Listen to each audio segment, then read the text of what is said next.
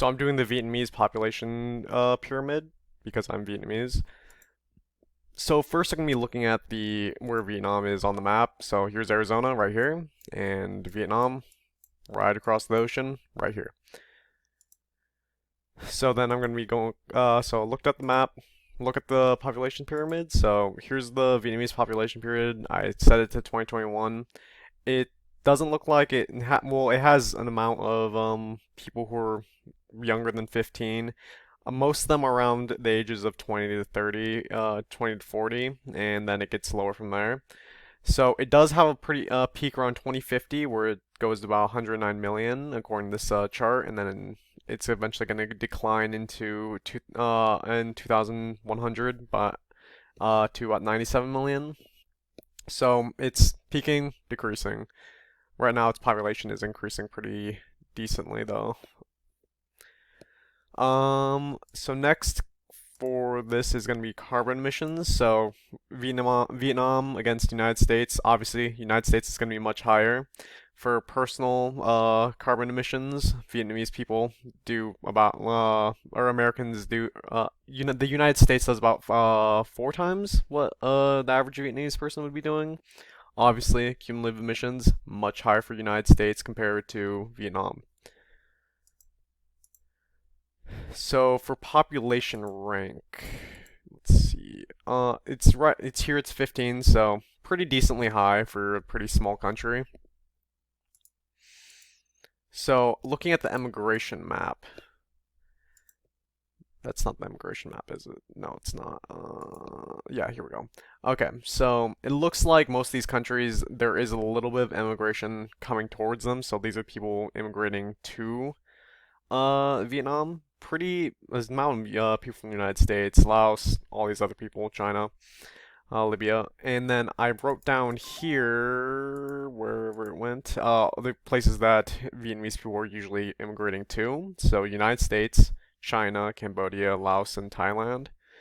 It's mostly going to Cambodia, I believe. Okay, and then population density. So, where is that? Yes, okay, so this is the population density. For a pretty small, it makes sense that the population density is pretty decently high. I believe it was 32. No, wait, where is it? The population density for Vietnam is at 32, so it's close to the top of the pack, like top 25% of all these countries. So it has a pretty decently high population density.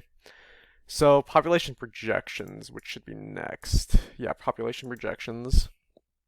So Asia going up pretty high in 2050. It looks like it's peaking off and then starting to go down, which pretty much copies this, so it makes a lot of sense. So I'm assuming that China's probably isn't that much different. And Africa going up pretty fast. It looks like it's just now starting to get fast in their actual like day. And then all these other countries, Europe, Oceania, North America, Latin America, they're all staying pretty solidly the same. There's not a ton of going above 50 or 500 million, I believe. So it's staying pretty much the same. Let's see. Population growth. So the population growth for Vietnam is at 108. I believe it was marked as 116. So it's not growing super quickly, but it is growing. It's growing slower than or faster than America, slower than anything over here, pretty much. So three indicators is what should be next. So for mine, I did literacy. So Vietnamese people 94% literate, in males anyways. Over only 15% of them are overweight, so most of them are going to be in pretty good shape, but that also isn't always great because it usually means that there's not as much food and it's more work. And then mortality rates under 5. Vietnam doesn't have it. It's a pretty high amount. It's no, and like America has way less, but 21 isn't super bad out of it. 1,000. Other places such as here have a little bit higher. Most places though have lower than Vietnam. Let's see here.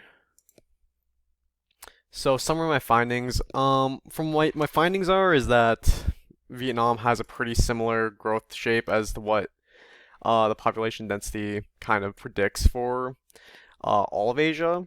It's not a huge outlier or anything like that. Its population, it's not the prettiest to look at. It's not a very uh, good growth pyramid, but they're growing and it makes sense. Okay. Geological disasters. I'm basing this mostly off of population density.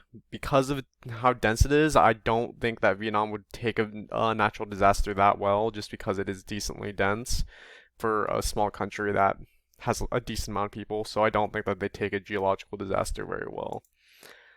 Something I found interesting was that in literacy rates, let's see, where is it? For literacy rates, all these places have like not less than 100% except for North Korea, which has 100%, which I think is just kind of funny because I don't know if they're doing that right or whatever, or if they're like not fudging the numbers or something. But yeah, that was my population pyramid.